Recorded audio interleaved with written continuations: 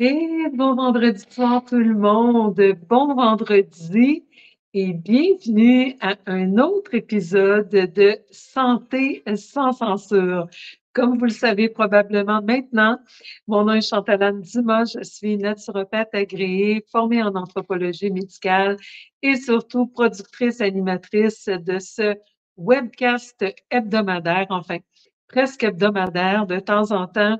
Je saute des semaines, comme ce fut le cas la semaine dernière. C'était semaine de relâche pour moi. Et donc, je suis très contente de vous revenir cette semaine. Alors, à peu près à toutes les semaines, je vous retrouve comme ça pour discuter d'une thématique en lien avec la santé, mais dans son sens le plus large, toujours de manière critique, scientifique et évidemment sans censure. Ce soir, on ne fait pas exception. Ce soir, on va parler d'une thématique très d'actualité. Vous savez, moi, je n'ai pas un échéancier de production. Je m'adapte réellement à ce que les gens me communiquent dans le cadre des consultations naturopathiques, des échanges que j'ai avec les gens sur les médias sociaux. Évidemment, j'y vais aussi un petit peu avec les besoins des saisons.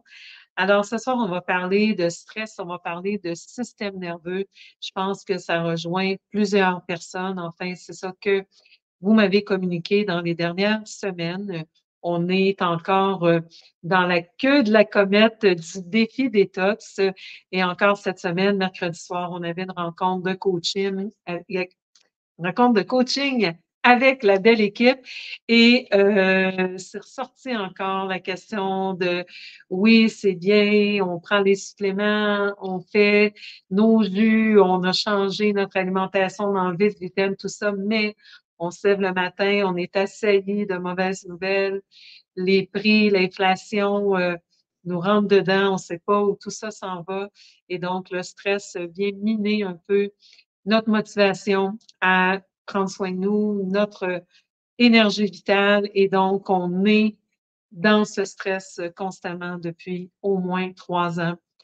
Et donc, ce qui est vraiment difficile par rapport à cette situation, c'est le fait que c'est une situation qui s'est faite de manière très progressive, très sournoise, très euh, euh, par en dessous. Donc, souvent, les gens n'ont même pas l'impression que tous les symptômes qu'ils éprouvent en ce moment sont reliés au stress.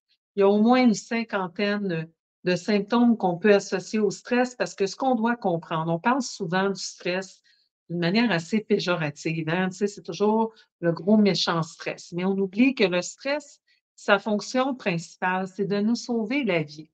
Le problème, c'est pas le stress. Le problème, c'est qu'on a un mode de vie de nos jours où le stress est rendu chronique, il est rendu permanent et c'est ça qui crée des problèmes dans notre organisme parce que le stress était prévu pour être là, pour nous sauver la vie quand un ours noir nous partait à la course après, quand on allait cueillir des bleuets, par exemple, ou qu'on rencontrait un mammouth dans le champ en allant rencontrer notre amoureux quand on était une joyeuse femme des cavernes un joyeux homme des cavernes. Et donc, ça arrivait une fois ou deux par année. Et là, évidemment, on prenait la lutte ou la fuite. Hein? Donc, le stress, c'est cette réaction de lutte ou de fuite. Alors, notre organisme, dans sa grande perfection et dans sa grande sagesse, quand on fait face à un stress important comme ça, il va mettre toutes nos ressources à notre disposition. Par exemple, nos hormones de stress. Dès que nos 5 sens. En réalité, ça fait qu'on a entendu un bruit d'ours, des branches qui cassaient ou quelque chose, ou un rugissement d'un animal quelconque, ou juste notre patron qui nous a encore appelé quand ça faisait 3 secondes qu'on venait de rentrer. On a perçu quelque chose par un de nos 5 sens que notre organisme a interprété comme un stress. Il y a toujours la question de l'interprétation parce que ce qui est stressant pour une personne n'est pas nécessairement stressant pour une autre personne. Mais dès qu'on perçoit quelque chose qu'on interprète comme un stress, notre cerveau envoie un message à nos glandes surrénales, donc des petites glandes en forme d'amande juste au-dessus de nos reins, en bas des dernières côtes dans le dos, souvent où ça tiraille, justement quand on est stressé parce que nos surrénales sont fatiguées. Alors, nos glandes surrénales vont produire des hormones de stress, en l'occurrence le cortisol et l'adrénaline. Et ces hormones vont mettre toutes nos ressources à notre disposition. Par exemple, ça va faire sortir le sucre pour qu'on ait de l'énergie pour pouvoir lutter ou fuir. Notre sang va s'en aller vers nos extrémités, encore là, pour qu'on puisse prendre la fuite ou prendre un gros bâton puis frapper sur l'os noir ou sur le mammouth. Mais évidemment, tout ce qui n'est pas absolument nécessaire à notre survie dans cet instant va être relégué au second plan. Comme je dis souvent, quand tu te fais poursuivre par un ours, c'est pas le temps de digérer le Big Mac. C'est le temps de prendre tes jambes à ton cou et de trouver un abri ou de monter dans un arbre, t'assurer que tu montes plus vite que l'ours. Mais l'idée, c'est il faut se mettre à l'abri, il faut lutter ou fuir ce que notre organisme a perçu comme un danger. Alors, quand c'était un ours noir ou un mammouth, puis que ça arrivait 2 fois par année, ben, en général, on arrivait à s'échapper et notre corps avait ensuite des journées pour que nos hormones de stress puissent tomber et qu'on puisse retrouver ce qu'on appelle l'homéostasie ou l'équilibre à l'intérieur de nos hormones, de nos systèmes, et la vie continue. Le problème, c'est que de nos jours, souvent, on a un ours noir à la maison, puis on a un mammouth au bureau, donc on passe d'un stress à l'autre et on n'a jamais le temps de retrouver notre état de calme intérieur, notre état d'homéostasie. Et donc, ça fait que notre système met toutes nos ressources à notre disposition parce que c'est comme si on avait un ours noir qui nous pourchassait, mais on ne trouve jamais de refuge et on n'a jamais de répit. Donc, nos hormones de stress sont toujours là et tous les systèmes qu'on avait mis au second plan, comme par exemple notre digestion, notre sommeil, la reproduction, faire pousser nos cheveux, remodeler nos os, tout ça va devenir problématique parce que le corps a d'autres priorités à s'occuper, en l'occurrence, nous permettre de lutter ou de prendre la fuite. Comprenez-vous? Donc, c'est ça qui est problématique. C'est le fait que le stress dans notre vie, et particulièrement depuis les 3 dernières années, est devenu chronique. On est toujours en train de se sentir pourchassé par un ours noir ou un point de presse l'après-midi de nos fameux gouvernements, ou encore une hausse du prix de l'essence quand on arrive à la pompe, et cetera, et cetera. Donc, on est constamment en état de stress, donc en état de lutte ou de fuite, et toutes les autres fonctions se mettent au repos. Et là, je fais un petit détour pour vous dire, vous savez, je reçois beaucoup d'appels de femmes qui ont des problèmes de fertilité et des problèmes de libido. Mais ce qu'on doit comprendre, c'est qu'en tant que mammifère, la reproduction, la libido qui nous amène à avoir le désir pour, en fait, nous reproduire, quand on est en état de lutte ou de fuite, quand notre corps perçoit qu'on est en train de sauver notre vie parce qu'on dégage des hormones de stress, le corps il dit, c'est pas le temps de se reproduire parce que si l'organisme est enceinte, la femme, elle ne pourra pas se sauver, elle ne pourra pas lutter ou fuir aussi efficacement. En plus, après ça, il va falloir allaiter pendant encore quelques mois, il va falloir accoucher. Donc, si notre corps ne se sent pas en sécurité, si on a plein d'hormones de stress qui sont en circulation, comprenez-vous que c'est complètement normal qu'on n'aura pas de libido, qu'on n'aura pas une fertilité optimale. Parce que le corps dit, c'est pas le temps de se reproduire, on est en danger de vie ou de mort. Alors, on ne peut pas adresser ces facteurs-là si on ne gère pas la question du stress chronique. Même chose, on fait de la détox, on a beau avoir de l'alimentation bio, faire nos jus verts, puis prendre tous nos suppléments, mais si on est en état de lutte ou de fuite, notre digestion est reléguée au second plan. Donc, on ne produira pas notre acide chlorhydrique pour digérer efficacement nos aliments et on ne pourra pas tirer pleinement parti de ces bons repas santé qu'on prépare et de ces bons suppléments de première qualité qu'on achète. Alors, c'est vraiment important d'adresser la question du stress. Maintenant, comme je disais tout à l'heure, la difficulté avec la situation qu'on vit présentement, c'est que si on a rencontré un ours noir en allant au bleuet, la source du stress, elle est facilement identifiable. On sait que c'est l'ours noir. Puis une fois qu'on est à l'abri de l'ours noir, on peut se calmer.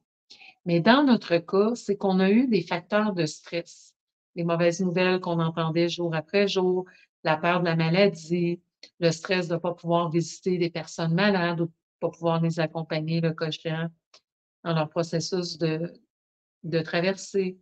Et donc, tous ces points, jour après jour, qu'on ne savait pas ce qui allait nous annoncer, que ça augmentait toujours notre niveau de stress. Mais un petit peu comme les grenouilles dans la marmite d'eau bouillante, quand on augmente la température d'1 degré à la fois, elles restent dans l'eau et à un moment donné, les malheureuses grenouilles atteignent le point d'ébullition et puis il est trop tard pour sauter en bas de la marmite.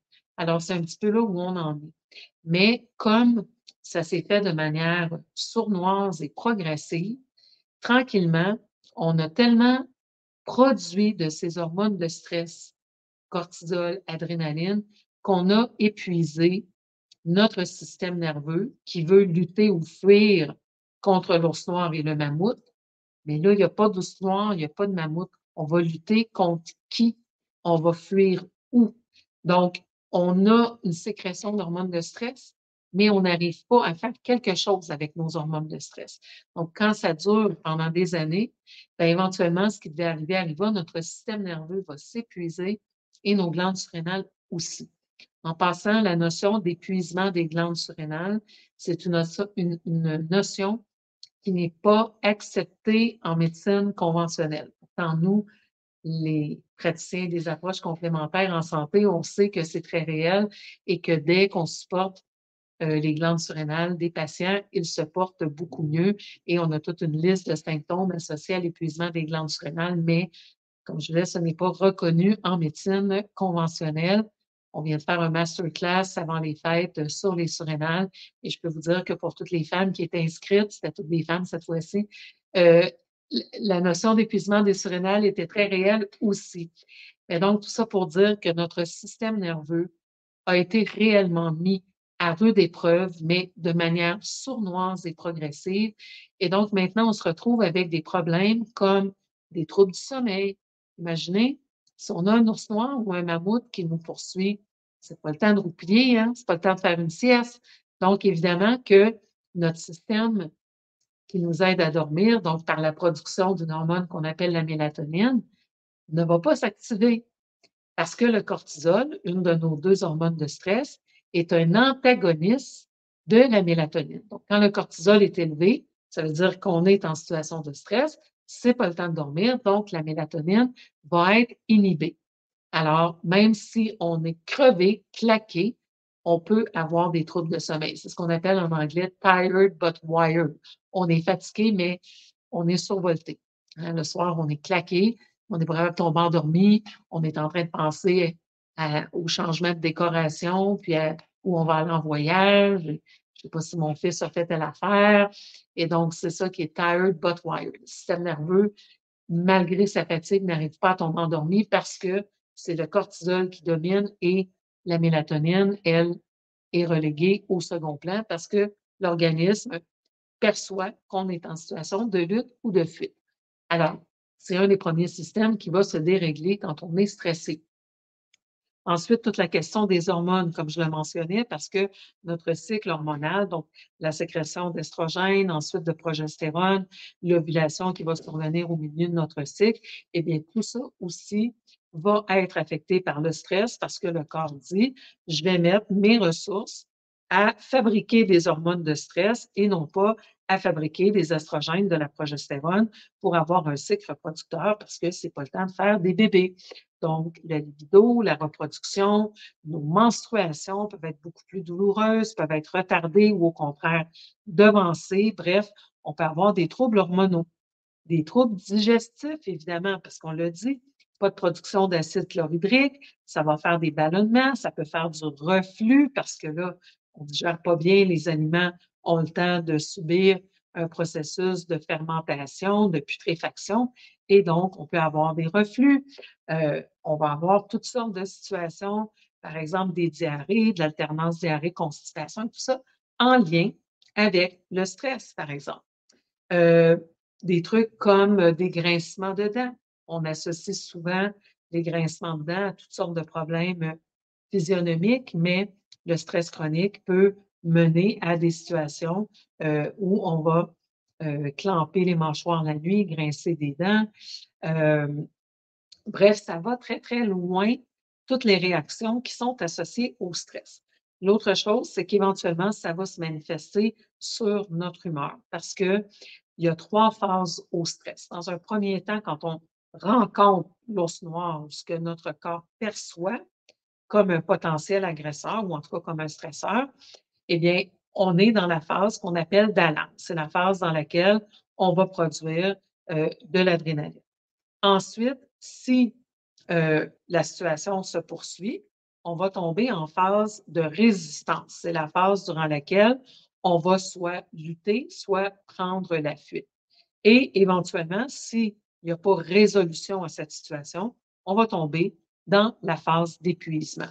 Alors, après 3 ans de pandémie, eh bien, une très grande proportion de la population se retrouve à ce point-ci dans la phase d'épuisement. La théorie des 3 phases du stress nous provient de Hans Selye, qui est un chercheur québécois. Et donc, Hans Selye avait observé ces réactions au stress qu'il appelait la réaction non spécifique de l'organisme. Autrement dit, peu importe la nature de l'agent stresseur, que ce soit un point de presse de la santé publique ou que ce soit un ours noir, l'organisme va réagir de la même façon. Et encore pire que ça, même si on se fait des idées, par exemple, on se met à obséder sur le fait qu'on va peut-être perdre notre emploi, sur le fait qu'on va nous imposer l'identité numérique, la monnaie digitale centralisée, eh bien, on va générer les mêmes hormones de stress que si l'ours noir était à nos trousses. Donc, plusieurs personnes se retrouvent maintenant dans cette phase d'épuisement parce qu'on est en état de stress chronique depuis au moins 3 ans. Il y a une autre théorie associée au stress qui nous provient, elle, d'Henri Laborit, un autre chercheur. Et Henri Laborit a complémenté la théorie de Selye en disant, oui, c'est beau, il y a la réaction de lutte ou de fuite, mais il y a aussi tout l'aspect qu'on appelle l'inhibition de l'action. Et c'est exactement ça qui s'est passé pour nous, c'est-à-dire qu'on était dans une situation où nos hormones de stress étaient sollicitées constamment tous les jours, mais on ne pouvait pas vraiment ni lutter, ni fuir.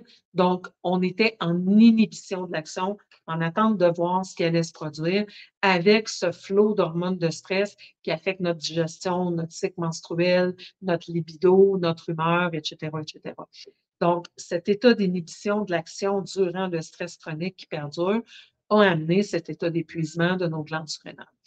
Et là, ça a un impact sur notre humeur parce que, évidemment, on a 2 principaux neurotransmetteurs calmants dans notre corps, ce sont la sérotonine et le GABA. Et dans notre corps, on a toujours un système que j'appelle la pédale à gaz et la pédale à break. OK? Parce qu'on a un processus en réalité qui est l'anabolisme, qu'on construit, et un processus qui est le catabolisme, qui est le processus où on détruit parce que à un certain moment donné, nos protéines, nos neurotransmetteurs, nos hormones, bien, elles sont usées et il faut les recycler puis en éliminer une partie. Donc, le corps fait le processus de catabolisme ou de destruction. Alors, on a des neurotransmetteurs qui sont excitants, comme par exemple l'adrénaline, comme par exemple la dopamine, et on en a qui sont calmants, comme la sérotonine et le GABA. Alors, évidemment, quand on est tout le temps en train d'avoir le pied sur la pédale à gaz, on est tout le temps stimulé par nos hormones de stress, éventuellement, notre système nerveux, à force de devoir produire du GABA et de la sérotonine pour essayer de nous calmer, va s'épuiser et on va finir par manquer de matières premières pour faire du GABA et de la sérotonine. Alors, ça affecte notre humeur parce que la sérotonine, c'est l'humeur, c'est le neurotransmetteur qu'on associe à la bonne humeur. Quand on manque de sérotonine, très souvent, on va être très sensible aux changements de luminosité, par exemple. Quand on demande aux gens, est-ce que tu pourrais vivre, toi, dans un sol où il fait sombre et tout, puis que les gens ont une réaction presque viscérale en disant, oh mon Dieu, non, moi, j'ai besoin de lumière, j'ai besoin de soleil. Je suis de ces personnes, alors je comprends très bien. Eh bien, c'est souvent un signe que notre taux de sérotonine n'est pas très élevé. Ça, c'est déterminé génétiquement d'une part, mais aussi d'autre part par les aliments qu'on consomme et on va y revenir. Mais donc, euh, ça va affecter notre humeur. Donc, notre joie de vivre, évidemment, si on est tout le temps en état de stress chronique. Le GABA, lui, a un effet calmant au niveau de l'anxiété. Il nous aide aussi au niveau de notre sommeil. La sérotonine également, parce qu'elle est convertie en sérotonine, c'est-à-dire en mélatonine. Donc, ces deux hormones, quand elles sont manquantes, hormones ou neurotransmetteurs, on peut les mettre dans les deux catégories, ça va affecter notre humeur, on va être plus anxieux, on va être plus dépressif.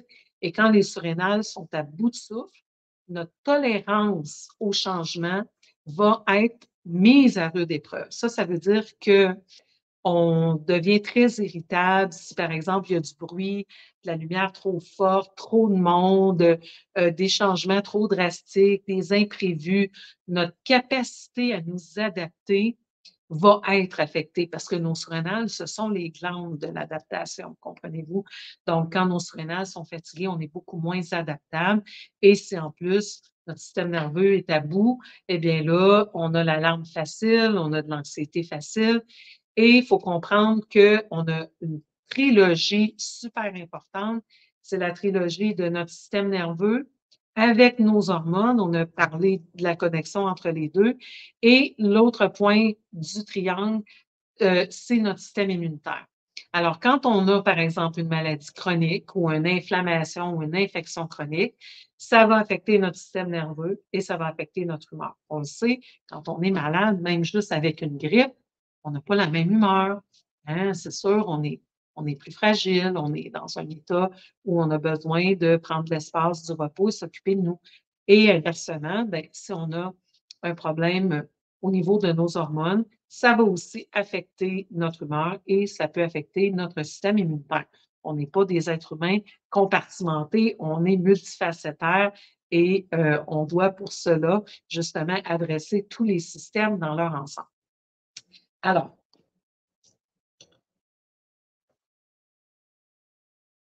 j'ai fait ce détour pour vous expliquer que des fois, les gens me disent: «Non, ça va, moi, je ne suis pas stressée». Mais les 10 symptômes pour lesquels ils consultent sont dans la liste des 50 symptômes associés au stress. Mais ils ne se sentent pas stressés parce que, comme je disais, ça a eu ça a été fait de manière progressive et sournoise. Donc, les gens ne se sentent pas nécessairement stressés, mais le stress des 3 dernières années a créé cet état, euh, un petit peu d'effondrement du système nerveux. Alors, ce soir, ce que j'ai envie de vous proposer, c'est 3 suppléments nutritionnels qui sont particulièrement cruciaux pour notre système nerveux. Évidemment, il y a beaucoup de choses qu'on peut faire pour le système nerveux. Il y a beaucoup de suppléments qui peuvent être adéquats pour vous, mais vous comprenez que c'est une émission de grand public. Je m'adresse à des gens qui prennent peut-être des médicaments, par exemple, qui prennent peut-être des antidépresseurs ou des somnifères ou des anxiolytiques. Alors, je ne peux pas recommander n'importe quoi durant une émission comme Santé sans censure, mais je veux quand même vous donner 3 suppléments de base. L'autre chose qu'on doit aussi savoir par rapport aux suppléments nutritionnels, c'est que leur rôle, c'est de venir supplémenter notre mode de vie et non pas remplacer. Donc, on doit toujours, dans un premier temps, essayer de corriger ce qu'on peut corriger par rapport à l'alimentation, par rapport au mode de vie, par rapport à la gestion du stress. Et oui, si malgré qu'on a fait tout ça, il y a encore un manque à gagner parce qu'on est dans une période particulièrement stressante de notre vie ou justement parce qu'on se retrouve après ces 3 ans de pandémie avec notre système nerveux qui a été lourdement surmené, eh bien, oui, Dieu merci qu'il y a des suppléments et qu'on peut y avoir recours. Ça nous donne réellement un bon coup de main, mais ça ne devrait pas empêcher qu'on fasse les changements par rapport à notre alimentation, par rapport à notre mode de vie et par rapport à la gestion du stress. Donc, à cet effet-là, j'ai préparé une super masterclass qui va avoir lieu samedi le 10 février, donc le mois prochain, samedi le 10 février. Le lien est déjà affiché sur mes 2 murs, Facebook, donc vous pouvez aller vous inscrire. J'essaie de garder, mes programmes à prix populaire pour que ça soit accessible pour tout le monde. Donc ce super masterclass qui débute à 9 heures le matin et qui va se poursuivre jusqu'à 16 heures, au lieu de le séparer en 3 blocs, j'ai décidé de faire une journée pleine le samedi pour que la majorité des gens puissent être là en direct. Mais comme d'habitude, la journée va être enregistrée et vous allez avoir accès aux documents PowerPoint par la suite. Donc, vous pourrez le réécouter si vous n'êtes pas disponible le 10 février ou si pour vous, c'est trop une journée de formation parce que vous savez, vous connaissez mon style de contenu, mon style de formation, c'est toujours très, très condensé. Donc, vous avez l'opportunité de l'écouter par la suite. Alors, ce soir, je veux juste vous donner des outils pour vous permettre par vous-même, sans avoir besoin de faire la formation, sans avoir besoin de venir en consultation, d'au moins avoir quelque chose de facilement accessible pour vous donner un coup de main. Mais c'est un petit peu comme si je vous lance un gilet de sauvetage en attendant la formation, en attendant de venir en consultation, parce que je sais que je suis très en retard dans les prises de rendez-vous pour l'année, mais je suis là-dedans dans les prochains jours. Donc, si vous m'avez envoyé un courriel, un petit peu de patience encore, les courriels pour les consultations, les courriels pour le spécial avec le test génétique Love My Health. Et vu mon retard, j'ai décidé de prolonger le spécial jusqu'à la fin du mois et le spécial aussi de mes tarifs 2023 qui augmentent normalement à partir du 1er janvier 2024, mais qui vont augmenter à partir du 1er février parce que j'assume le fait que je suis en retard. Donc, pour me contacter, vous avez l'information dans l'entête du live pour les consultations, pour le membership, pour appuyer mon travail de chercheur indépendant. Vous avez toujours la même adresse, info@naturopathe.ca. Si vous faites un virement bancaire, là, vous passe naturopathie, s'il vous plaît. Profitez-en aussi pendant que vous regardez les informations de vous inscrire à ma chaîne YouTube parce que de plus en plus, je me diversifie sur les plateformes. Vous savez qu'on est méga censuré partout. Donc, sur la somme totale, on finit par passer quelque part. Et à cet effet-là, j'ai une autre faveur à vous demander et c'est celle de partager mes lives. Quand vous ne les partagez pas, ils ne sont presque pas vus parce que je suis shadow bannée, mais comme vous n'êtes pas shadow banné, dès que vous les partagez, ça fait une énorme différence sur la quantité de gens qui voient mes lives. Quand vous likez, quand vous mettez des commentaires aussi, ça m'aide beaucoup parce que les algorithmes me favorisent un peu plus. Donc, je vous demande, je vous offre beaucoup, beaucoup de contenu gratuitement et en retour, je vous demande de partager pour que le plus de personnes possible puissent bénéficier de ce temps, de cette énergie que je mets à votre disposition complètement gratuitement. Donc, au niveau des suppléments, je vais débuter par, c'est dur de dire le plus important parce que ils sont tous importants. Mais comme je vous dis, j'ai été obligée de faire des choix pour que l'émission dure juste 1 heure et que ça puisse s'appliquer à peu près tout le monde. Alors, le premier de ma liste, c'est le fameux complexe B. Vous savez que je vous parle régulièrement des vitamines du groupe B. Alors, pourquoi? Ben, d'abord parce que les B sont impliqués dans beaucoup, beaucoup de fonctions de notre corps, mais ce sont le groupe de vitamines les plus importantes pour notre système nerveux et je vais vous expliquer le pourquoi du comment. D'abord, je vous ai parlé qu'on a des neurotransmetteurs calmants que sont le GABA et la sérotonine. Ces neurotransmetteurs sont faits à partir des protéines dans notre corps. Donc, encore là, de consommer 1 gramme de protéines par kilo de poids corporel par jour, c'est la base pour avoir un système nerveux en bon état. Ça nous prend des protéines. Les protéines, ça ne sert pas juste à faire des muscles, c'est super important dans notre organisme. Alors, mettons que vous avez vos protéines et que vous ne prenez pas un médicament antiacide ou un inhibiteur de pompe à protons comme Zantac, Tagamet et compagnie, qui bloque la production de l'acide, un peu comme le fait le stress. Parce que si vous bloquez la production d'acide, vous n'absorbez pas vos protéines, vous n'absorbez pas vos minéraux et vous n'absorbez pas vos acides gras comme les oméga 3. OK? Donc, c'est très important de trouver des alternatives à ces médicaments. J'en ai parlé dans beaucoup de lives. Donc, supposant que vous prenez votre gramme de protéines par kilo de poids corporel. Ensuite, les protéines sont scindées, sont divisées en acides aminés. L'acide aminé qui va donner lieu à la sérotonine, c'est le tryptophane. Le tryptophane est converti en 5-hydroxytryptophane et le 5-hydroxytryptophane devient la sérotonine qui deviendra éventuellement la mélatonine. Ces conversions dans notre organisme sont effectuées par des enzymes. Et des enzymes, ça a besoin d'être activé un petit peu par un mécanisme similaire à clé serrure. Alors, pour activer les enzymes qui vont nous donner la sérotonine à partir du tryptophane qu'on trouve dans nos protéines, on a besoin spécifiquement de la vitamine B6. La B6, c'est la péridoxine. Son autre nom là, chimique, c'est la péridoxine. Mais on a besoin de formes particulières de péridoxine que le corps doit transformer à partir de celles qu'on retrouve dans l'alimentation ou les suppléments, qui est le phosphate de péridoxal. On l'appelle P5P pour l'abrévier. Donc, la B6, sous sa forme déjà prête à rentrer dans la serrure, c'est la forme P5P. Génétiquement, il y a des gens qui ont de la difficulté à faire cette transformation-là. On a des petites variations génétiques qu'on appelle des polymorphismes. C'est ce genre de variation que je teste avec le test Love My Health Pro. Donc, vous allez voir sur le laboratoire DNA comme DNA Labs, le test Love My Health Pro. C'est un test génétique que j'offre et sur lequel vous avez encore un spécial à 545, le test complet, la consultation initiale, le bilan initial avec moi d'1 heure et demie et la consultation de suivi pour 545 $. Et ça va se terminer à la fin du mois. Donc, ce test nous permet de vérifier ce genre de petits troubles génétiques.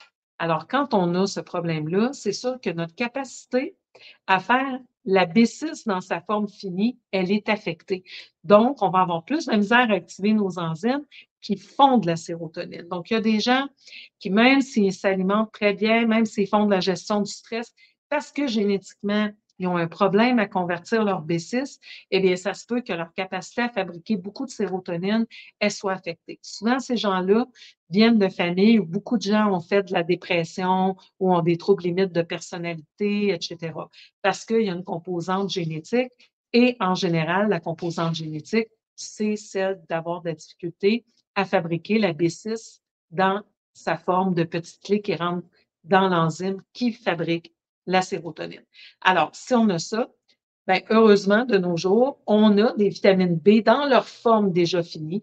Donc, la vitamine B6 sous forme de P5P, on la trouve dans des suppléments. On appelle ça les vitamines B biodisponibles, méthylées ou bioactives.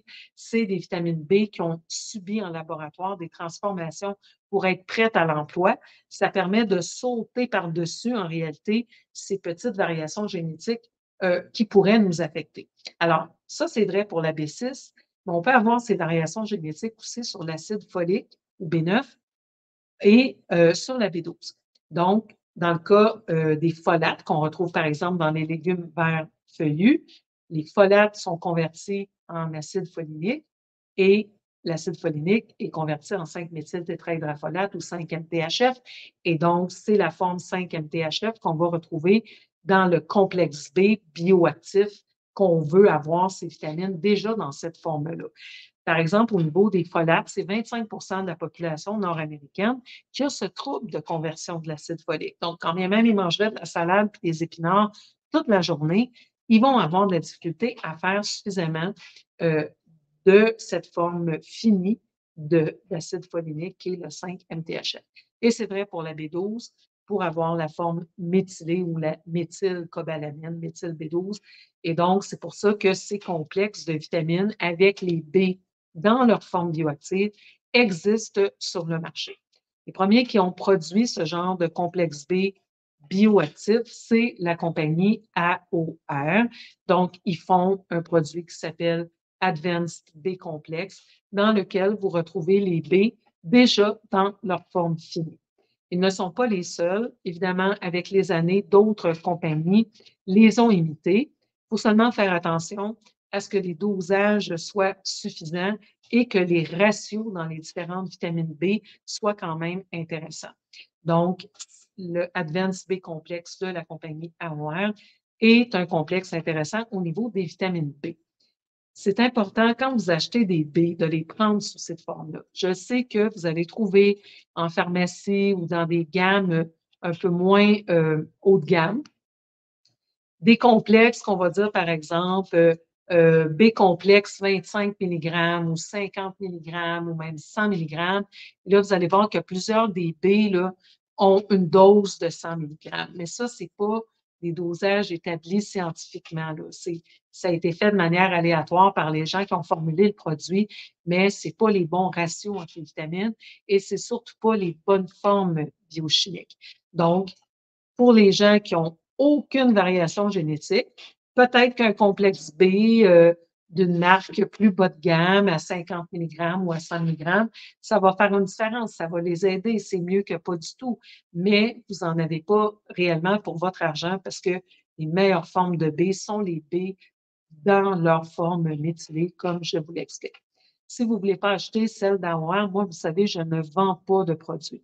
Vous achetez la marque que vous voulez. Moi, je vous donne les critères à considérer lors de votre achat et vous pouvez demander dans les magasins, dans les bons magasins, il y a des naturopathes sur les planchers. Ils peuvent vous guider vers des compagnies qui font des complexes B sous la forme bioactive et vous allez les reconnaître parce que, par exemple, au lieu de dire B6 pyridoxine, ça va dire B6 P5P ou phosphate de pyridoxal, ça va dire méthylcobalamine pour la B12, ça va dire 5-MTHF pour folate ou B9. Comprenez-vous? Donc, déjà en lisant l'étiquette, vous êtes capable de voir si ce sont des B dans leur forme finie qui vont pouvoir entrer directement dans les serrures. Alors, la vitamine B la plus importante pour fabriquer la sérotonine, c'est la B6.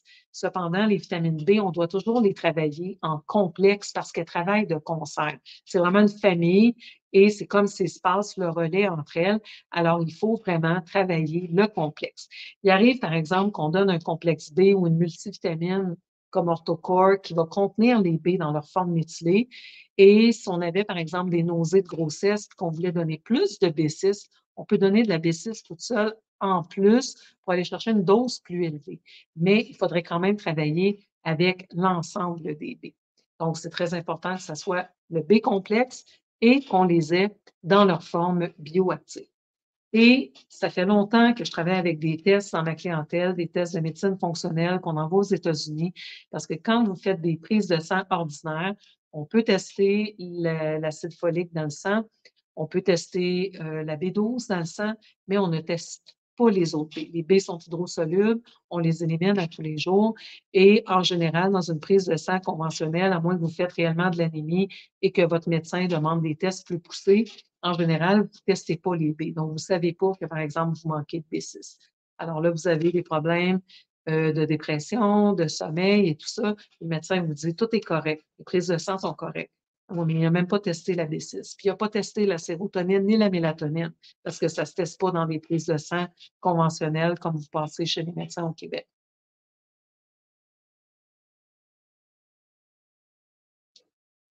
Alors, vous savez très bien que vous ne vous sentez pas bien. Là, on vous dit tout est correct. Mais on a une belle solution toute prête pour vous. On peut vous prescrire un antidépresseur. Et dans certains cas, ça va aider, mais pas dans tous les cas. On sait maintenant, avec des grosses études qui ont été publiées dans des revues comme le British Medical Journal, que la dépression n'est pas reliée directement à une carence en sérotonine. Ça fait longtemps qu'on le disait, il y a plein de facteurs comme l'épuisement des surrénales qu'on ne reconnaît pas en médecine conventionnelle qui peuvent causer la dépression. Et donc, les médicaments qu'on donne en médecine conventionnelle pour la dépression sont des inhibiteurs du recaptage de la sérotonine. Alors, ce que ça va faire, c'est que ça va euh, réduire la rapidité d'excrétion de la sérotonine que votre corps va fabriquer. Mais là, comprenez-vous que si votre corps n'en fait pas de sérotonine parce que vous n'avez pas de protéines ou parce que vous prenez justement un médicament antiacide parce que vous avez du reflux, vous n'avez pas de B6 parce que vous ne saviez pas qu'il faut la prendre sous cette forme-là et tout ça, bien, vous ne pouvez pas recapter la sérotonine que vous n'avez pas produite Donc, c'est pour ça que très souvent, les gens vont prendre des antidépresseurs, vont avoir les effets secondaires comme la prise de poids, le visage enflé et tout ça, mais n'auront pas l'effet antidépresseur parce que le médicament sert à recapter la sérotonine pour pas qu'elle soit dégradée trop rapidement, mais la personne a déjà un problème à fabriquer sa sérotonine. Donc, ça ne fonctionne pas nécessairement. Mais parce qu'on ne teste pas, justement, avez-vous assez de B6? Avez-vous assez de sérotonine? Consommez-vous assez de protéines dans votre alimentation? Venez-vous de vivre un décès, 3 pertes d'emploi, 2 déménagements dans la dernière année? Vous savez qu'une consultation moyenne pour prescrire un antidépresseur au Québec, il y avait des journalistes qui avaient fait une étude en 2019 à peu près et ils réussissaient dans une consultation de 2 minutes et quelques à se faire prescrire un antidépresseur. Donc, c'est sûr que dans 2 minutes et quelques, là, on n'a pas le temps de faire un bilan de santé. Moi, ça me prend 1 heure et demie plus un questionnaire de 17 pages pour faire un bilan de santé. Donc, c'est sûr qu'en 2 minutes et demie, tout ce qu'on a le temps de faire, c'est de prescrire un antidépresseur, surtout quand on n'a pas les bons tests. Alors, la vitamine B est super importante. Et pourquoi on est tellement carencé? Bien, d'abord, je vous ai dit qu'elle est hydrosoluble, donc on ne stocke pas les vitamines B dans notre corps. Donc, très rapidement, on les élimine et on n'en consomme pas beaucoup de vitamine B.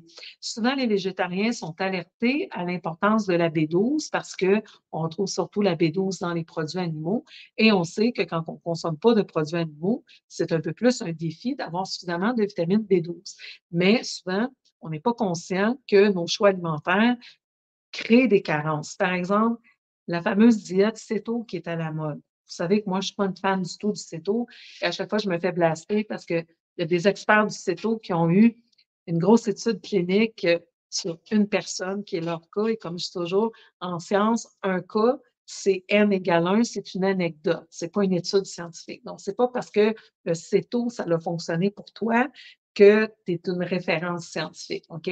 Donc, je vous reparlerai du céto une autre fois, mais tout ça pour vous dire que quand on est sur une diète céto et qu'on réduit beaucoup les glucides, bien, on réduit nécessairement les vitamines B parce qu'on retrouve surtout les vitamines B dans l'enveloppe entière des céréales. Par exemple, si vous consommez du riz intégral, si vous consommez du pain intégral. En plus, moi, je mets mes clients habituellement sur des diètes sans gluten. Donc, c'est sûr qu'en enlevant le gluten, on enlève très souvent les farines qui avaient une enveloppe entière. Il n'y a pas que le blé là, qui contient du complexe B. On peut aller en chercher dans beaucoup d'autres céréales, mais ça demande un petit peu plus d'efforts, un peu plus de recherche. Donc, en réduisant le gluten dans l'alimentation, en réduisant les glucides, très souvent, on réduit les vitamines B ou si on consomme des farines blanchies, par exemple, elles n'ont pas l'enveloppe entière de la céréale et donc on perd les vitamines B. Les vitamines B sont sensibles aussi à la chaleur, donc tout ce qui est aliments transformés, en général, ne contiennent plus de vitamine B. Et les B, non seulement on a de la difficulté à s'approvisionner parce qu'on les trouve presque surtout juste dans les enveloppes entières des céréales, mais on en a besoin pour tout plein d'affaires. Donc, notre système nerveux, on l'a nommé, toutes les phases de détox de notre foie dépendent des B, particulièrement de la B6, des folates et de la B12. Donc, B6, B9 et B12, particulièrement important pour détoxifier tous les produits chimiques auxquels on est exposé à tous les jours de notre vie, mais nos propres toxines produites par notre organisme, nos propres hormones. Donc, les B sont super importantes pour la détox. Et on épuise les B aussi parce qu'on consomme beaucoup de sucre. Et il y a des gens qui ne rajoutent pas de sucre dans leur alimentation, mais il y en a plein dans les jus. Par exemple, vous achetez du jus d'orange préparé d'avance, c'est bourré de sucre. Les céréales, particulièrement les céréales pour enfants, l'alcool, c'est toutes des choses qui contiennent énormément de sucre. Alors, parce qu'on consomme beaucoup trop de sucre, et je vous ai fait un Santé sans censure il y a 3 semaines sur le sucre, vous pouvez encore le retrouver, je pense qu'il est sur ma chaîne YouTube. Euh, eh bien, on a besoin de vitamine B pour faire entrer le sucre dans nos cellules. Et quand on manque de vitamine B, on se ramasse en situation qu'on appelle de résistance à l'insuline. Donc, on devient avec beaucoup, beaucoup de sucre dans notre sang parce qu'on n'a pas les B pour l'entrée dans nos cellules où le sucre est utilisé comme source d'énergie par le petit moteur de la cellule qu'on appelle la mitochondrie. Donc, on se retrouve avec beaucoup, beaucoup de sucre dans notre sang. Donc, qui est un état en réalité comme prédiabétique. Alors, les vitamines B sont très importantes. Elles sont importantes aussi pour le renouvellement de nos cellules. Vous savez que nos globules rouges dans notre corps, notre sang, sont renouvelés à tous les 3 mois, à tous les 90 jours. On a besoin d'acide folique, de folate et de B12 pour le renouvellement de nos cellules. On en a besoin pour notre système nerveux, la gaine de myéline comme telle. On en a besoin pour plein de choses, les vitamines B.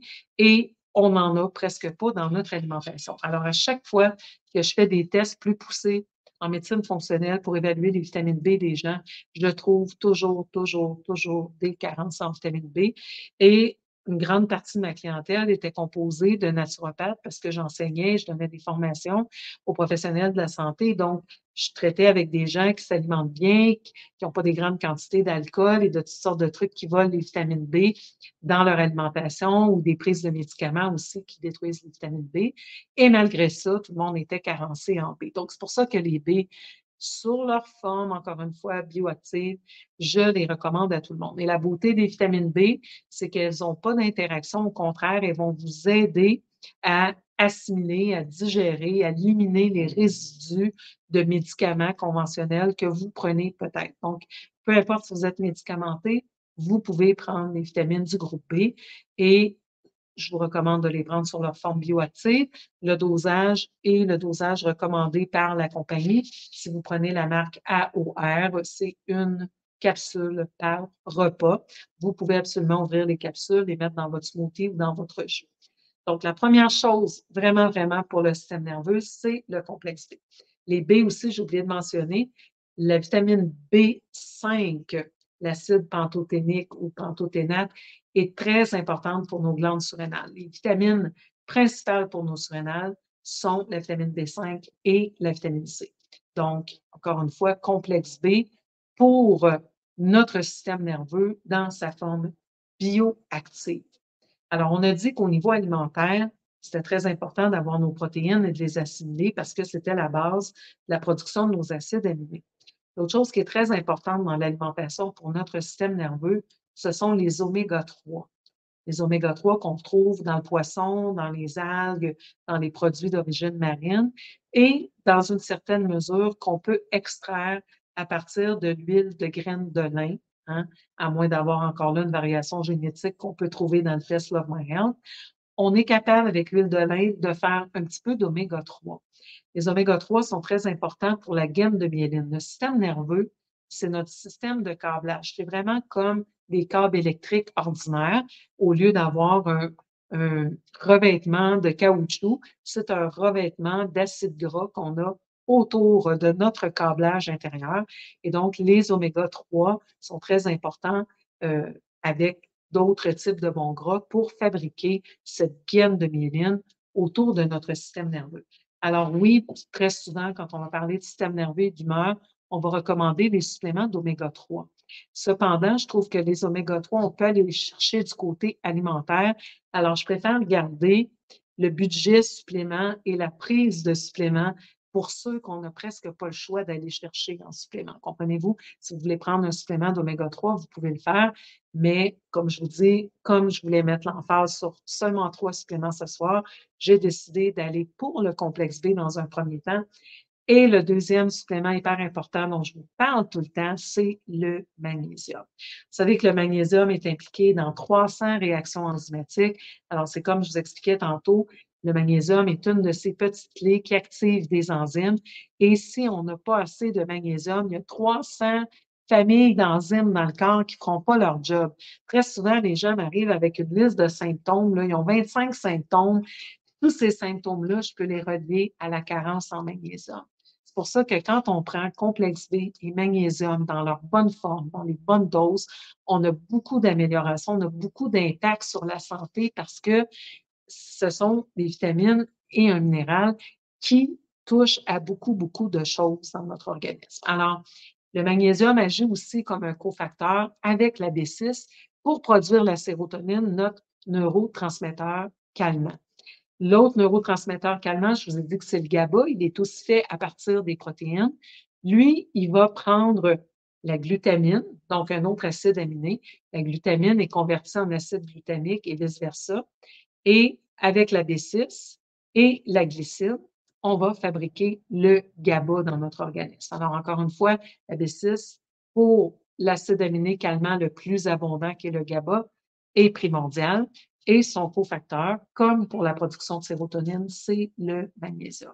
Donc, pour notre système nerveux, on a besoin absolument des vitamines du groupe B et du magnésium.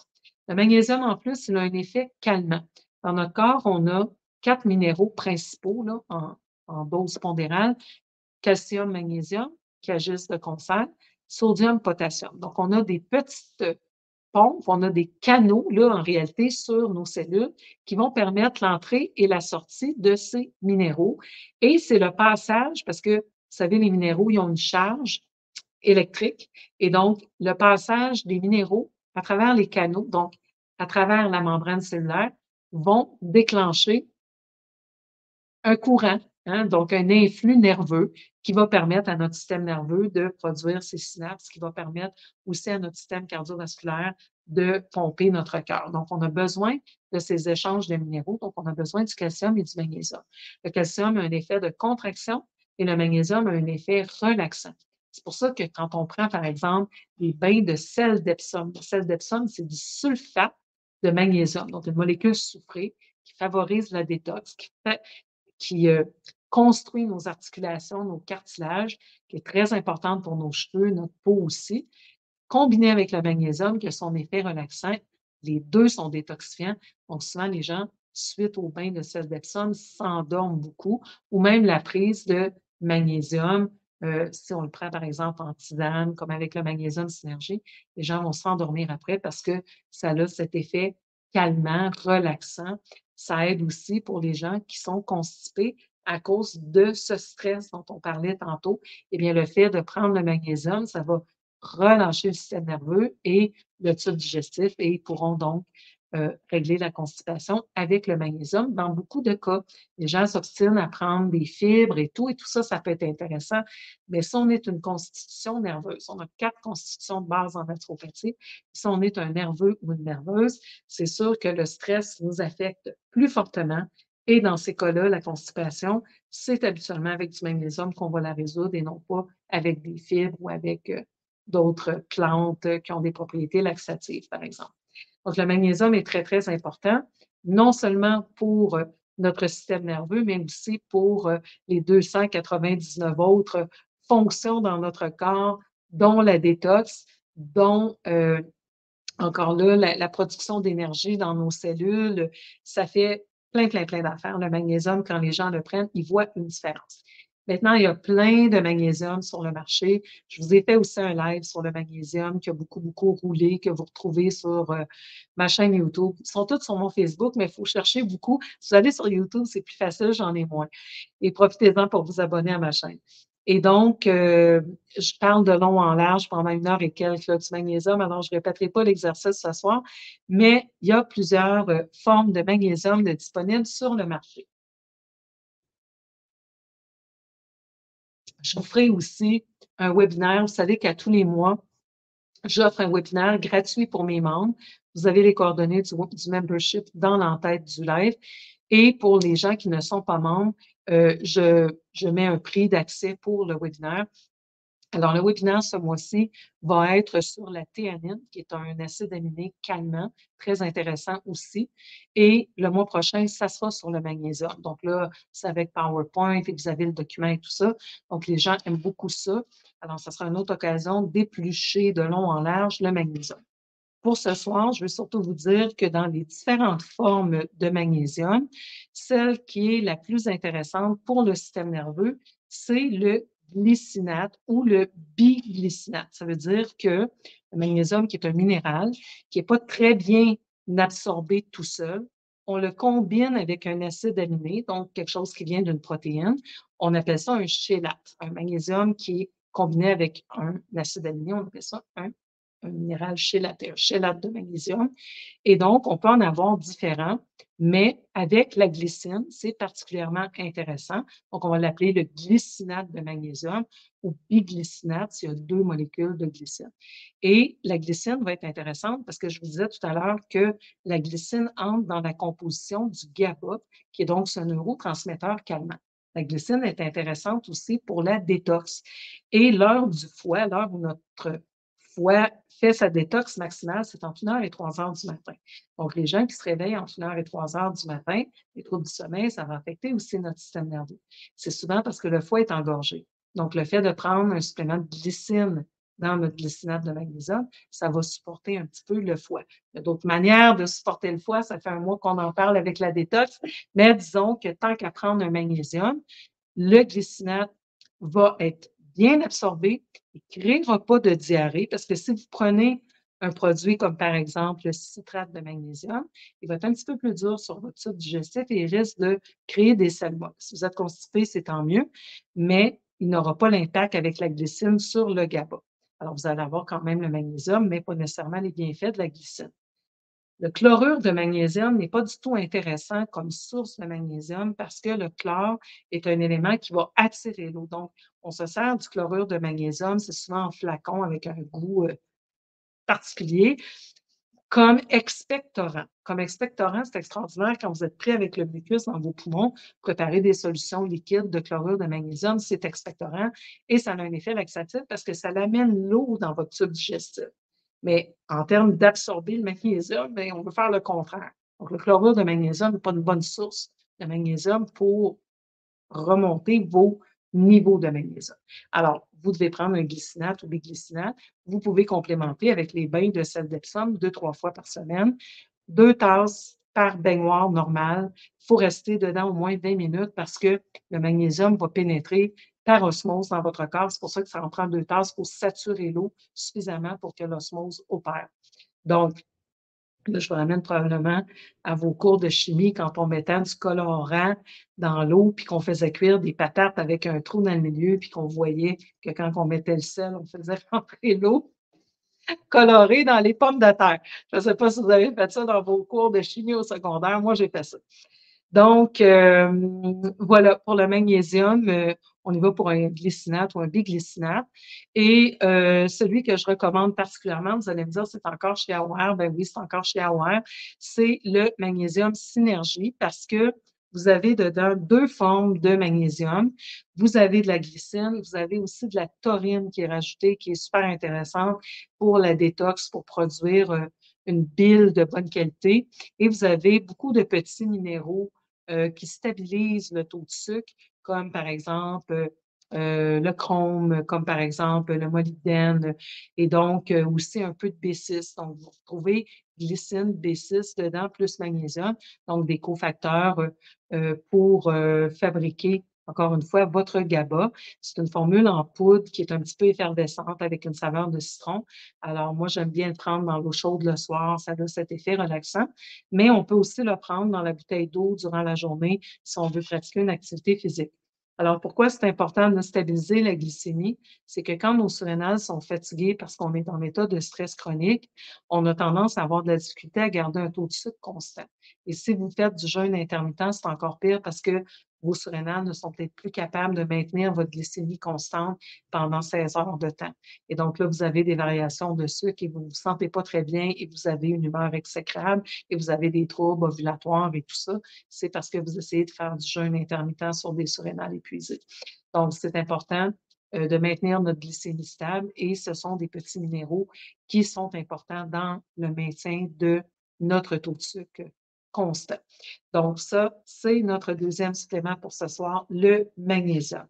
Le troisième dont j'ai envie de vous parler, c'est l'ashwagandha. L'ashwagandha, c'est une plante qui nous provient de la médecine ayurvédique, donc de la tradition de l'Inde, de son nom latin Withania somnifera. Et l'ashwagandha, on l'appelle le ginseng indien parce que c'est en fait une catégorie de plantes qu'on appelle des adaptogènes. Donc, il y a des plantes comme le ginseng, comme l'ashwagandha, comme la rhodiola, comme la réglisse, par exemple, comme le basilic sacré, il y en a plusieurs. Ce sont des plantes qui vont agir sur nos surrénales, qui vont agir pour nous aider à moduler notre réaction face au stress. Donc, il y a des plantes qui agissent plus dans la phase d'alarme, quand on a le pic d'adrénaline. Il y en a qui viennent soutenir la surrénale durant la phase de résistance. C'est le cas de l'ashwagandha, c'est le cas du ginseng, par exemple. Et il y en a qui viennent supporter, donner un coup de main quand les surrénales sont fatiguées, comme la réglisse, par exemple, qui a un effet un petit peu plus fouettant. Donc, il y a différentes adaptogènes et souvent, on va les retrouver combinés dans des mélanges pour le système nerveux, pour le stress et tout ça. Alors, ça peut être une bonne option parce que selon votre constitution, encore là, il y a des plantes qui peuvent travailler plus ou moins bien pour vous et on ne sait pas exactement où on se situe dans les 3 phases du stress. Moi, je vous dis par mon expérience, à ce point-ci, la plupart des gens sont dans la phase d'épuisement. Et donc, une plante parmi toutes celles-là qui convient à une majorité de gens, c'est l'ashwagandha. L'ashwagandha est impliquée dans beaucoup d'études cliniques, en plus de l'utilisation traditionnelle qui remonte à au moins 12 000 ans. Et elle a démontré son efficacité en tant qu'adaptogène, en tant qu'aider dans les cas de fatigue. Donc, entre autres, une étude qui avait été effectuée sur des travailleurs. On a testé différentes doses. On avait vu que l'humeur avait été améliorée, la qualité du sommeil et tout ça. Et ce qui est important encore là pour le ginseng, c'est qu'on doit avoir un produit qui va performer adéquatement. Et ça, à un moment donné, j'espère que le message, avec tout ce que je fais comme webinaire, comme formation, comme santé sans censure, que l'information va finir par passer. Vous savez, les produits naturels, c'est pas parce que c'est naturel que ça n'a pas de danger, puis que ça n'a pas d'effet secondaire, puis que ça marche tout le temps. C'est comme n'importe quelle substance qui a des propriétés chimiques. Les plantes, là, c'est des laboratoires pharmacologiques naturels. Comprenez-vous? La plante, là, elle fabrique des principes antiseptiques parce qu'elle veut se protéger des insectes. Elle fabrique des hormones parce qu'elle a besoin de croître, elle aussi. La plante, c'est un être vivant. Donc, un peu comme nous, on fabrique des neurotransmetteurs de stress, on fabrique des hormones, on fabrique des composantes pour notre système immunitaire. Bien, la plante aussi. Alors, tous ces principes actifs-là ont des effets sur l'être humain. Et parce qu'on a évolué de concert avec les plantes, notre corps reconnaît ces principes-là. Il sait quoi faire avec. Quand on mange un aliment, comme par exemple les carottes, pour dire un qu'on connaît bien, qui regorge de vitamine A et de bêta-carotène, surtout de bêta-carotène qui est le précurseur de la vitamine A, notre corps sait quoi faire avec ça. Ça, c'est des carottes et on va prendre la vitamine A pour notre immunité, pour notre vision de nuit, etc., etc. Donc, notre corps connaît ces principes. Et donc, c'est pour ça que les plantes ont plein de propriétés pour nous parce qu'elles arrivent avec toute une panoplie de principes actifs. Mais un peu comme les principes actifs qui ont été copiés en laboratoire, parce que vous savez que 70 des médicaments que vous retrouvez en pharmacie sont des copies des principes actifs des plantes qu'on a tout simplement copiés, modifiés légèrement pour pouvoir mettre un brevet dessus et enrichir Big Pharma comme d'habitude. Ils n'ont pas sorti ça de leur tête, les chimistes, les molécules qui ont des propriétés anti-inflammatoires, antibiotiques, etc. C'est des copies de la nature. Mais parce qu'on ne peut pas mettre un brevet sur une substance naturelle, eh bien, on la copie en laboratoire et on la modifie un petit peu pour dire que c'est pas exactement celle qu'il y avait dans la plante. Et maintenant, on a le droit de mettre un brevet et pendant 15 ans, personne ne va pouvoir copier notre produit. On va pouvoir le vendre le prix qu'on veut et devenir très, très riche. Donc, mais à la base, les substances sont créées par les plantes. Ce sont elles les génies. Mais les plantes fabriquent les principes actifs en synergie. Et l'industrie pharmaceutique prend le principe actif isolé. Et c'est pour ça que ça va causer des effets secondaires parce qu'on a pris un seul ingrédient et on l'a concentré. Et là, il n'y a pas les autres ingrédients qui, dans la plante, viendraient moduler l'action de ce principe-là. La plante aussi, elle a une pédale à gaz, une pédale à break. Là, le pharmaceutique prend juste la pédale à gaz et le concentre et le met dans une capsule. Donc, ça cause des effets secondaires, des accoutumances, etc. Mais dans la plante, c'est beaucoup plus sécuritaire. Cependant, dans la plante, des fois, on n'en a pas assez pour avoir un effet thérapeutique. Et ça, c'est important aussi de le comprendre. Parce que là, je vous parle de l'ashwagandha. Je sais que l'ashwagandha, c'est populaire dans les magasins de produits naturels. On le vend en poudre, un peu comme le curcuma, hein. Le curcuma, c'est une épice. Vous pouvez le retrouver dans des gros sacs en poudre. Et là, les gens se font une préparation de petits laits le soir. C'est cute, ça peut vous aider, sauf que vous n'êtes pas dans des doses thérapeutiques qui vont vous permettre de prévenir l'Alzheimer ou de guérir un cancer. Comprenez-vous, vous êtes très loin de ces doses-là. Alors, il faut faire attention aussi, des fois, les gens vont lire des résultats de recherche qui ont été faits sur des souris à des doses 500 fois la dose qu'on est capable de tolérer chez l'humain. Et on va dire, ah, cette plante-là elle a des propriétés anti-cancer. Oui, mais après, le défi, comme c'est le cas avec le curcuma, c'est comment arriver à pouvoir ingérer des quantités qui vont avoir réellement un impact pharmacologique sans créer de dommages dans le corps et que ça soit aussi biodisponible. Alors, avec l'ashwagandha, quand vous le prenez en poudre, comme ça, dans un sac, vous ne pouvez pas atteindre un dosage réellement thérapeutique qui va aider à régénérer vos glandes surrénales, va vous aider à faire face au stress. Ça peut avoir une propriété calmante, comme vous auriez pu prendre un thé vert, prendre une tasse d'eau chaude avec un peu de citron ou un peu de miel et ressentir l'effet calmant. Mais vous n'avez pas assez de principes actifs quand vous prenez de l'ashwagandha en poudre pour aller chercher cet effet adaptogène auquel j'aimerais faire maintenant. Alors, dans les études cliniques, ce qu'on voit, c'est qu'il faut avoir 600 mg minimalement 2 à 3 fois par jour pour aller chercher cet effet directement sur nos surrénales qui va permettre de moduler le stress. Et le 600 mg, ce n'est pas de n'importe quoi. Quand vous avez de la poudre, de l'ashwagandha, et ce que je vous explique pour l'ashwagandha, c'est vrai pour les autres plantes en passant. C'est pour ça que je prends le temps de vous le décortiquer. Alors, quand vous récoltez l'ashwagandha, c'est une racine un peu comme le gingembre ou un peu comme le curcuma. Alors, vous faites sécher l'ashwagandha à une température correcte, vous réduisez l'humidité à 30 etc. Après ça, vous le réduisez en poudre. Donc là, vous avez la plante entière qui a été réduite en poudre. Vous avez les mêmes proportions des principes actifs. Dans le cas de l'ashwagandha, c'est des withanolides. Vous les avez dans les mêmes proportions que si vous aviez consommé la plante. Mais évidemment, quand elle est séchée, il n'y a plus d'eau dedans, elle prend moins de place. Donc, vous avez une concentration des principes actifs, mais ça va être très difficile d'aller chercher suffisamment de principes actifs dans votre poudre. Alors maintenant, vous avez le choix. Vous pouvez faire des petites capsules avec. Là, ça va concentrer encore plus. Ou vous pouvez faire une teinture mère. La teinture mère, on va, au lieu de réduire la plante en poudre, la faire macérer dans un mélange alcoolisé ou à base de vinaigre de cidre de pomme ou à base de glycérine, mais habituellement pour les adultes dans un mélange eau alcool. Et là, on va extraire les principes actifs de la même manière que vous le faites quand vous faites une tisane, vous faites un thé, vous mettez la plante dans de l'eau chaude et ça va extraire les principes actifs et après, vous allez jeter la poche de tisane avec la cellulose qu'elle contient puis les autres morceaux de la plante qui ne vous intéressent pas. Vous allez boire votre breuvage. On a aussi ce qu'on appelle les extraits standardisés. C'est la forme la plus concentrée d'extrait de plantes qu'on peut avoir. Et un extrait standardisé, c'est fait un peu sous le principe euh, d'un collimateur. Par exemple, si vous faites un café, vous mettez le café dans le haut de votre cafetière, vous mettez l'eau chaude et vous allez extraire à ce moment-là un mélange qui va contenir de la caféine, de l'acide caféique, un paquet d'autres substances et vous allez jeter le marc de café, donc les parties qui ne vous intéressent pas pour le breuvage. Alors là, dans votre tasse de café, vous pouvez aller voir qu'il y a à peu près 45 mg de caféine. Ce n'est pas de la caféine pure. Il y a d'autres principes actifs, il y a de l'eau qui ont filtré dans votre tasse aussi, mais vous pouvez mesurer 45 mg à peu près de caféine par tasse de café normale. OK?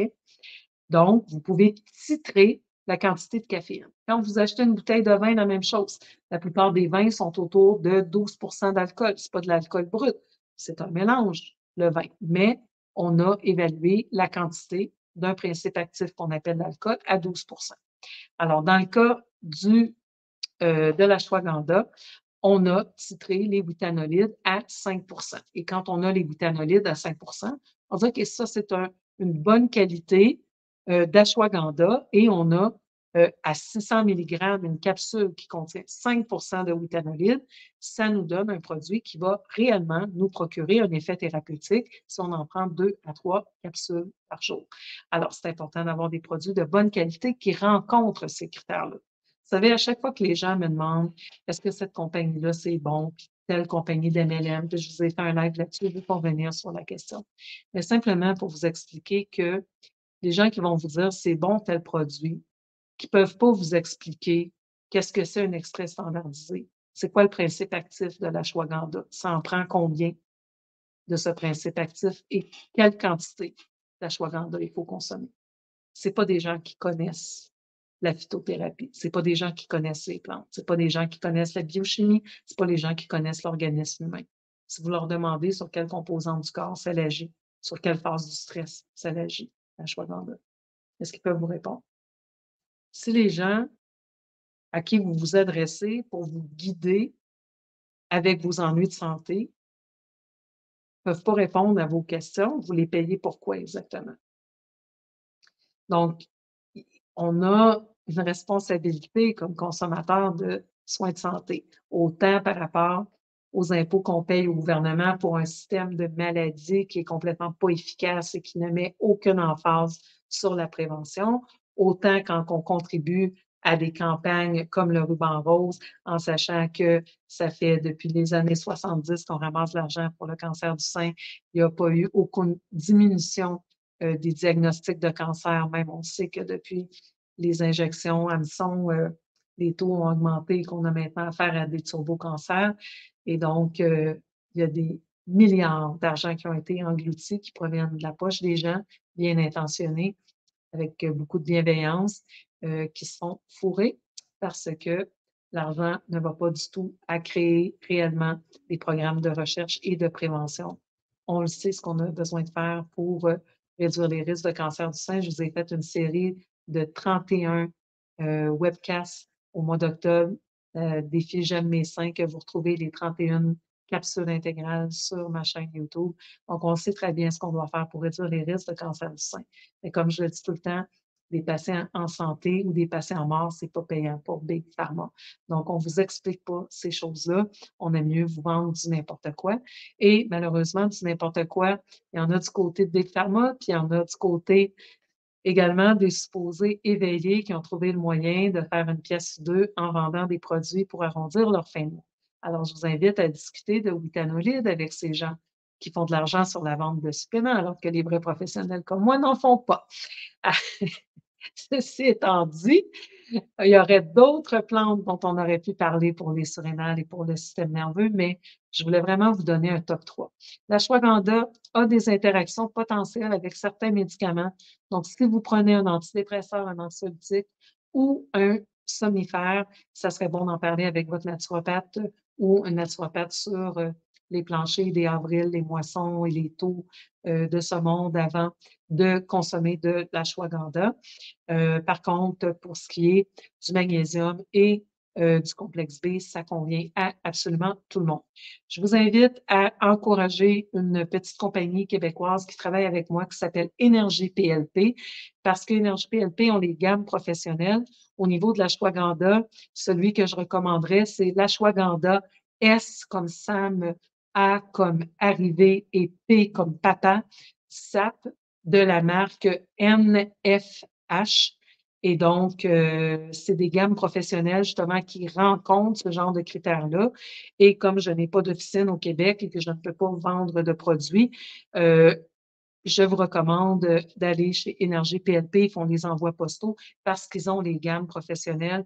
Ils offrent un excellent service, sont très patients avec les patients avec les patients. Et donc, vous pouvez recevoir les produits directement chez vous. Et ils ont un très, très grand inventaire. Ils ont un très bon site web aussi. Vous pouvez regarder sur leur site s'ils ont les produits. Et je vous recommande de les encourager. C'est une petite compagnie basée à Sherbrooke qui embauche des naturopathes. C'est des éveillés. Et donc, au lieu d'aller commander vos suppléments sur Amazon, comme je dis souvent, votre commande ne change rien dans la vie de Jeff Bezos. Vous êtes juste nourrir la bête, alors que les petites compagnies québécoises en arrachent et nous créent des emplois. Donc, essayez d'encourager plutôt les compagnies québécoise. Et en plus, ils ont accepté de refiler un pourcentage que je pourrais avoir comme thérapeute à mes clients de 10 de rabais lorsque vous faites les achats chez Énergie PLP. Donc, j'utilisais avant ça Fullscript en Ontario. Moi, j'ai jamais eu d'inventaire de produits que je vendais, mais j'utilisais Fullscript en Ontario qui me donnait cette possibilité de donner mon 10 de rabais aux clients. Et le problème, c'est qu'ils ne parlent pas français, ils n'offrent pas vraiment un service téléphonique. Alors, c'était plus compliqué. Et Énergie PLP ont accepté de donner aussi le 10 et ils offrent le service en français et par téléphone. Mais vous pouvez commander aussi directement sur le site web. Mon code est dans l'entête, c'est CDUMA 10, tout simplement. CDUMA 10 pour 10 de rabais. Alors, je vous invite à encourager eux ou encore si vous faites affaire avec Avril, La Moisson, Pau, les petits indépendants dans l'industrie aussi, passez leur dire bonjour, ça leur fait plaisir plutôt que de commander sur des compagnies comme Amazon. Peut-être que vous économisez $1, peut-être que vous économisez même pas. Faites la comparaison et ultimement, c'est jamais une économie quand on envoie notre argent à l'extérieur du Québec. Alors, ça conclut notre santé sans censure pour ce soir. Alors, je vous rappelle, on consomme 1 gramme de protéines par kilo de poids corporel. On consomme nos oméga-3 sous forme alimentaire avec le poisson ou les algues. Évidemment, je préfère les algues. Et on fait attention à la question des médicaments qui interfèrent avec l'absorption de nos gras et de nos protéines, comme les antiacides et inhibiteurs de pompe à protons, Zantac, étagamètre, etc. Et du côté des suppléments, complexe B, donc le complexe dans son entièreté de vitamine B bioactive, Advance B complexe chez AOR ou dans d'autres marques, mais qui font les B bioactives. Deuxièmement, le magnésium, on prend le biglycinate ou le glycinate ou encore mieux, le synergie de magnésium chez AOR. Et troisièmement, l'ashwagandha, donc ashwagandha SAP de la marque NFH pour avoir vraiment 600 mg standardisé à 5 de vitanolide. Alors, ça fait le tour. C'est sûr qu'il y a plein d'autres choses à dire sur le système nerveux. Il y a des super belles techniques comme la cohérence cardiaque, comme l'emotional freedom technique que j'enseigne dans le masterclass qui va avoir lieu le 10 avril. Le lien est sur mes murs. Je ne pouvais pas l'insérer dans l'entête, mais il est sur mes murs Facebook. Allez vous inscrire dès maintenant, 59,99 plus taxes pour une super journée de formation avec les enregistrements et les documents. Et si vous avez fait le programme Gérer votre stress l'an passé, qui est très similaire, je vais vous offrir celui-ci à 50 de rabais, donc c'est 29,99 plus taxes. Je vais vous faire parvenir dans les prochains jours un code à tout le monde qui est inscrit l'an passé pour vous inscrire à 50 de rabais si vous avez envie de le refaire en groupe. C'est ma manière de vous remercier de vous inscrire année après année à mes différentes activités et à me permettre de gagner ma vie en pouvant conserver ma liberté d'expression et mon intégrité scientifique. Merci tout le monde d'être là. On se retrouve dimanche soir pour les belles rencontres du dimanche soir. Ciao, ciao.